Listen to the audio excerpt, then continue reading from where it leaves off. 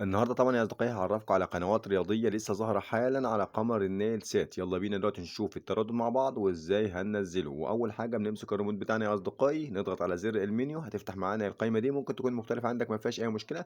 بنخش على كلمه يا جماعه التركيب زي ما واضح قدامنا. بعد كده طبعا هنا الرسيفر ده هتلاقيه مختلف، احنا هنا بنختار قمر النيل سات. اول حاجه عشان نخش على الترددات يا اصدقائي بنضغط على كلمه سات، او ممكن تلاقي كلمه قائمه الترددات موجوده عندك بتخش عليها عادي مفيش اي مشكله.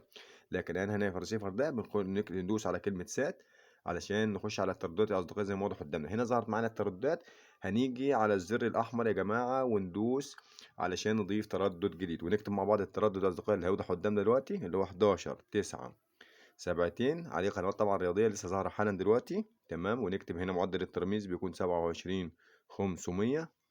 تمام، وبعد كده هنا الاستقطاب بيكون عمودي، وبعد كده بندوس حفظ. وزي ما شايفين التردد سيف معانا وجايب معانا إشارة، بنعلم على التردد علامة صح زي ما واضح قدامنا. بعد كده بندوس باللون الأزرق، هتفتح معانا القائمة دي، منغيرش أي حاجة ونضغط أوكي. وهنستنى مع بعض ثواني دلوقتي لحد ما تظهر معانا القناة يا أصدقائي.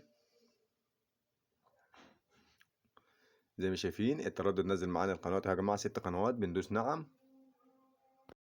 وزي ما شايفين يا أصدقائي دي القنوات اللي لسه ظاهرة حالا، قناة أون سبورت اتش دي أهي واضحة قدامنا. لو لاحظنا كده إن القناة يا جماعة لسه واقفة على الشعار أهو. تمام، وادي القناة اهي رقم 2 اللي هي الماكس يا جماعة اهي واضحة قدامنا،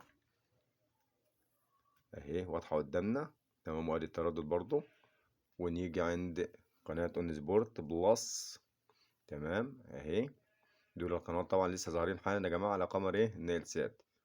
تمام، عندنا طبعا دي من ضمن التردد بس قناة تيست اهم. ال3 قنوات يا جماعة واضحين قدامنا اهم، لسه ظاهرين حالا على النيل سات يا جماعة، وادي التردد اهو. تابعونا في كل جديد، والسلام عليكم ورحمة الله وبركاته، كل عام والجميع بخير.